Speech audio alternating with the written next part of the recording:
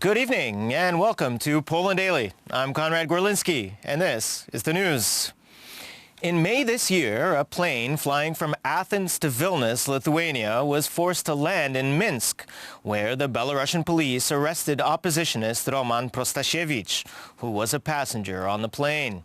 The Polish Secret Service has revealed a timeline of events which they compiled from the testimony of a flight controller there, who has since fled to Poland. The evidence was presented by Stanisław Żaryn, spokesman for the coordinator of Polish Secret Services. He reported that Poles have the accounts of a direct witness who was in the control tower during the interception of the plane and saw the traffic being commanded by a Belarusian KGB officer. We've presented facts that unequivocally show that the hijacking of the Ryanair plane was an operation by Belarusian special services. Its aim was to detain a political opponent of Alexander Lukashenko's government. To this end, false information about a bomb threat was created. The plane's crew was terrorized and the freedom of the passengers who were on board was restricted. These are actions which must be regarded as having the characteristics of state terrorism. According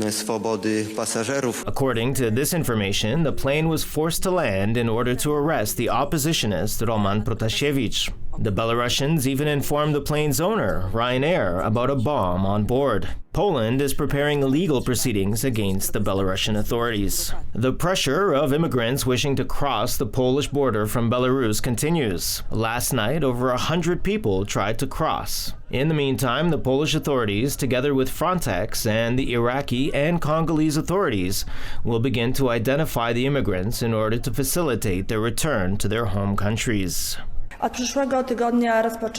Evacuation missions organized jointly with Frontex begin next week. Representatives from Iraq and the Democratic Republic of Congo will arrive to help identify people who have crossed into Poland from Belarus but have no documents. These are people who want to return to their country or are awaiting decisions. They're being held at centers in Vilnius and Warsaw. Poland wants the Nordstream 2 gas pipeline closed, said Zbigniew Rau, Minister of Foreign Affairs, to his German counterpart, Annalena Baerbock, who visited Warsaw on her second day in office. Baerbock stated that Germany supports Poland and the Baltic states in opposing the man-made migration crisis on the eastern border of the European Union. Zbigniew Rau considers Nord Stream 2 as harmful to Europe and accused governments who promoted it for increasing the threat to peace in Europe. Polish officials underscored that the early visit of his German colleague shows that Polish-German relations are extremely important for both countries and the whole of Europe. Today's threats to the peace in Europe are also a product of the policies of the former German governments. Driven by a thirst for profit, they made a catastrophic decision, as we can see today, to build the Nord Stream 1 and Nord Stream 2 gas pipelines together with Russia. The German minister assured her Polish counterpart of Germany's full solidarity with Poland and the Baltic states in the face of attempts by Alexander Lukashenko, the Belarusian president, to blackmail them. As earlier in Brussels and Paris, we also discussed the movements of troops near the Ukraine border. We confirmed our obligations as NATO member states. Ukraine's sovereignty and territorial integrity cannot be used as a bargaining chip. We need solutions, and these solutions can only be fought through diplomatic efforts. In January 2022, Poland will start its OSCE presidency, as Zbigniew said. The OSCE is the platform that guarantees human rights and stability from Lisbon to Vladivostok. We'll support Poland as much as we can. Baerbock also confirmed that both Poland and Germany stand with their obligations as NATO member states. They will support Ukraine's sovereignty and territorial integrity, which NATO has said is currently being threatened by Russian troop movements near Ukraine's border. Russia has previously said its posture towards Ukraine is purely defensive, and it has accused Kiev of plotting to recapture by force areas held by pro-Russian rebels in eastern Ukraine. Kiev denies this charge. 59 members of European Parliament from 13 countries have backed former Foreign Minister Witold Waszczykowski's request to the European Commission for explanations and a debate on alleged corruption. Among others, the EU Court of Justice and the European Commission itself. The French daily Libération, in a series of articles resulting from a journalistic investigation, has revealed influence peddling and other corrupt practices allegedly committed by Eurocrats. Members of the European Parliament wish to clarify whether judges ruling on Poland and Hungary acted on political orders.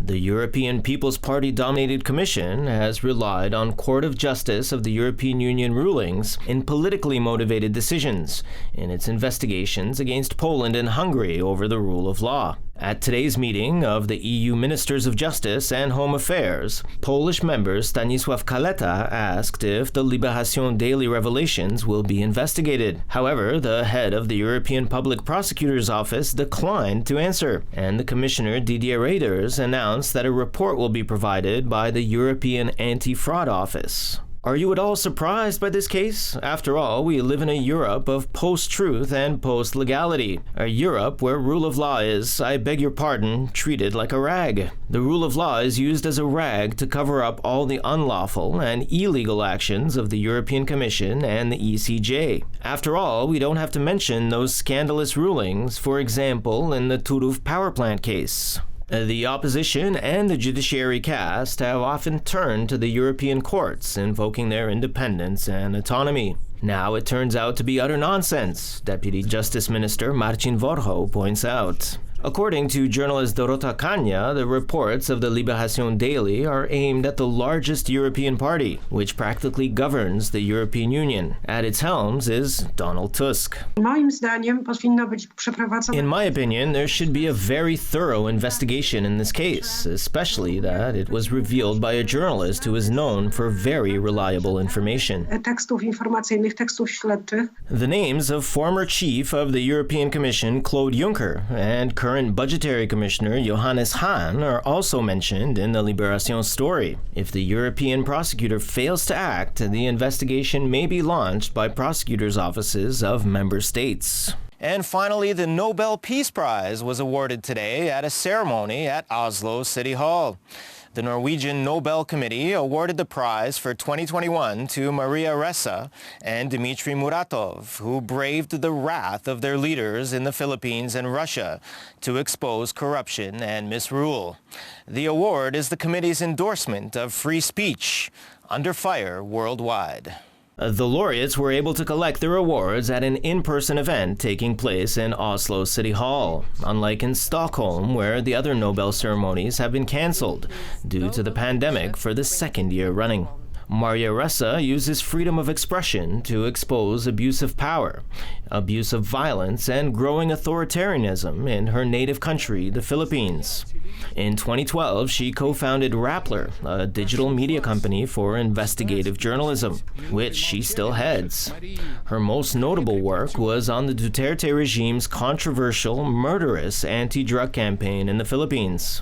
Speaking at a news conference, Maria Ressa focused attention on the changing media landscape and the need for journalists to adapt to the new world. The new gatekeepers is technology, social media companies that have essentially watered down facts, right? Made it so that lies laced with anger and hate actually spread faster and further than facts.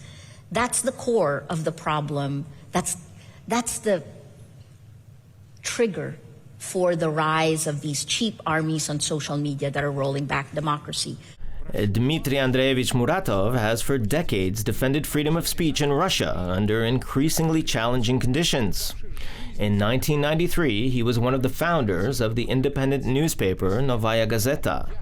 Novaya Gazeta's opponents have responded with harassment, threats, violence, and even murder. Since the newspaper's start, 6 of its journalists have been killed, including Anna Politkovskaya, who wrote revealing articles on the war in Chechnya. He held a moment of silence for dead colleagues at the end of his speech on Friday. Прошу вас, I'm asking you to rise and honor my and Maria's reporter colleagues who have given their lives for this profession with a minute of silence. And let us give our support to those who suffer persecution. I want journalists to die old. Announcing the award, the Nobel Organization wrote, "Without freedom of expression and freedom of the press, it will be difficult to successfully promote fraternity between nations, disarmament, and a better world order to succeed in our time." This year's award of the Nobel Peace Prize is therefore firmly anchored in the provisions of Alfred Nobel's will.